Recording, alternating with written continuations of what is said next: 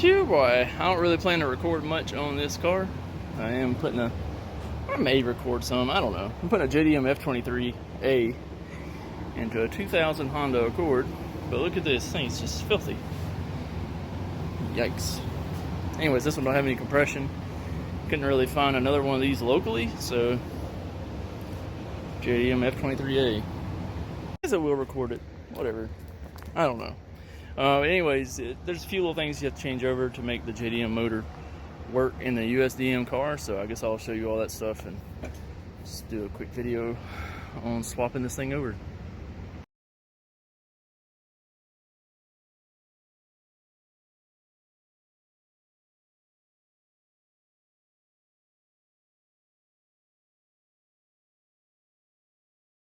Alright, so it's a couple days after I started on this project, but I just got the motor out of the car. Finally just said, hey, I got to get this done, and did it. And I was just going to show you the differences between the US motor, the Japanese motor, and show you what you got to change and why you got to change it. Alright, so let's start off with the crank pulley. So this is a US crank pulley, this Japanese crank pulley. Now obviously this one's beat up, so I probably wouldn't use it anyway, but if it was in good shape, you could use it, but you'd have to change up your power steering belt, because this part that the power steering rides on, this outer piece here, the smaller one, it's much larger than the US one.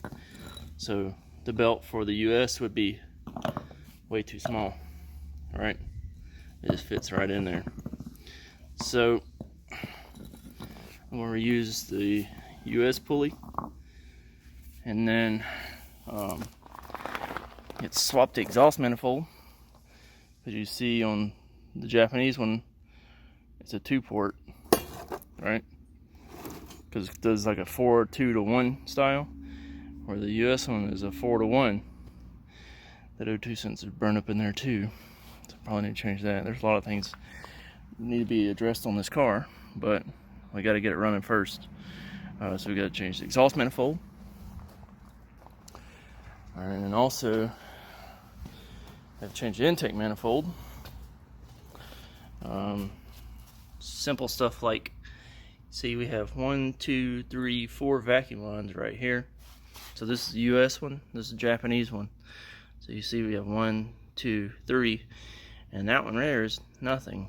It is not a port. Also, the fuel rail is set up different. So I mean, I just switched the whole intake manifold. So a lot of times these gaskets will rip, and you'll need to replace those. This one didn't rip this time, so I got pretty lucky. But yeah, you see the fuel line, the Japanese one comes in on the side of the rail, where the US one comes in on the back of the rail. Could you use this one? Maybe. I just like to swap it over to where everything fits like it came. And then an alternator. This is US, that's Japanese. So the Japanese one looks smaller, the frame of it's smaller. I don't know if the belt would line up properly. I assume that it would, but I'm going to use all the OEM US accessories and stuff on the Japanese motor. All right. Also, so this is the US motor. See how on the VTEC right here has this pressure sensor, and then on the Japanese motor it doesn't have that. So what you have to do is take out this little 12mm plug, take out the sensor, screw the sensor into that motor, then you have a VTEC pressure sensor. Pretty easy swap. So all these brackets and stuff on my particular engine are the same, but you could swap all those brackets from that one to this one if you wanted to. However, I'm not going to. That's pretty much the gist of the differences between the two. And I do wait until I get the motor back in the car to put like the crank pulley on. I'll go ahead and swap the intake manifold out of the car, because it's going to be kind of hard to put an intake manifold on in the car. I'll probably do the exhaust manifold out of the car as well, and get it lowered back in there. And then once it's in there, I'll put the crank pulley back on and start putting the rest of this stuff on. But sorry I didn't really record much of actually pulling it out.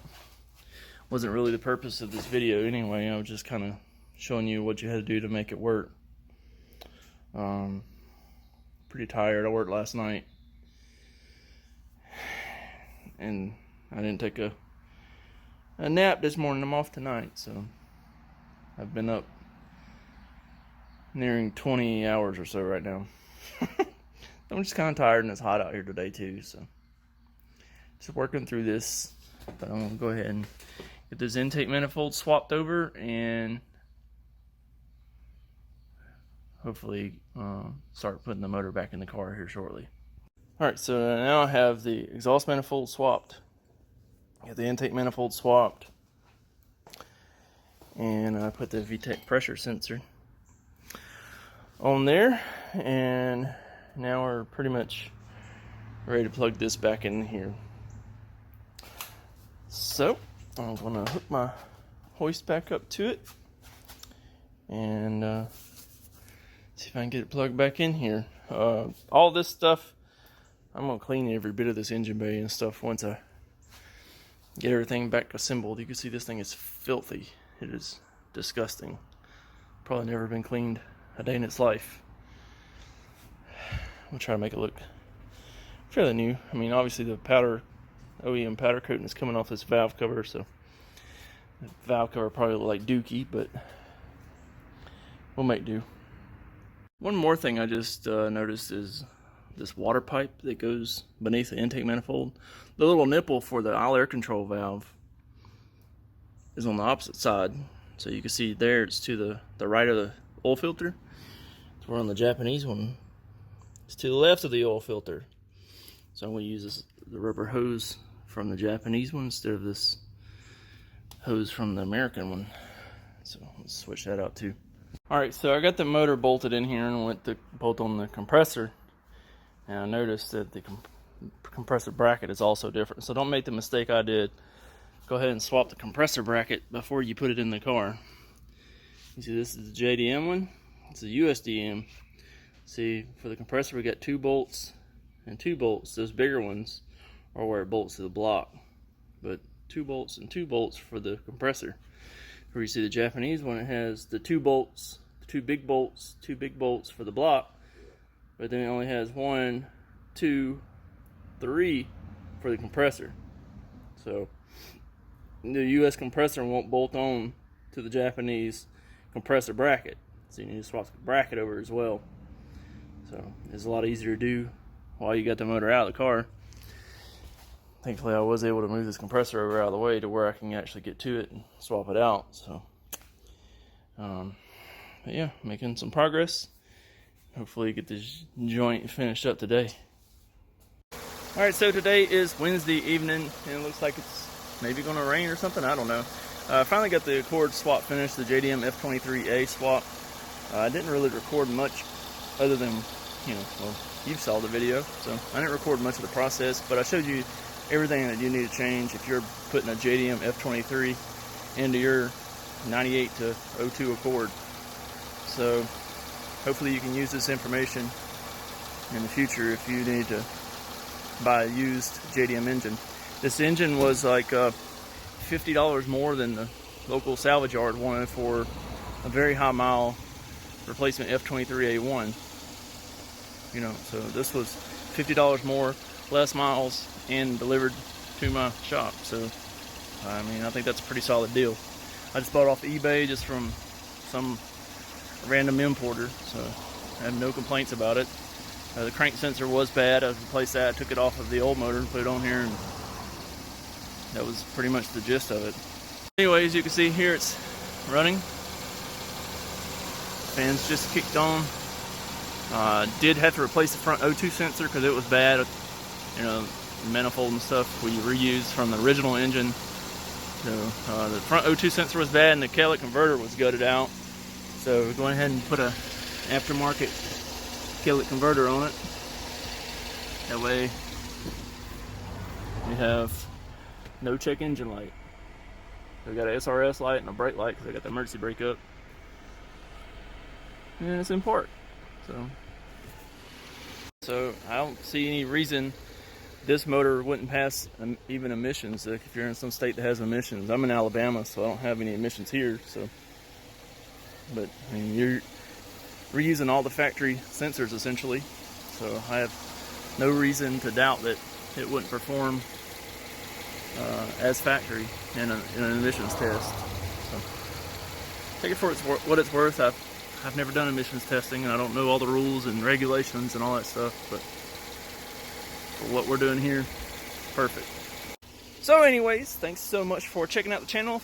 Hope you liked the video. You leave me a comment below. Let me know if it's able to help you putting an F23A into your car. And then also if you hit the subscribe bell and the bell, that would help me drastically. I'm really trying to get the subscriber count up, and every click helps. Thanks guys, see you on the next one. Peace. Yeah.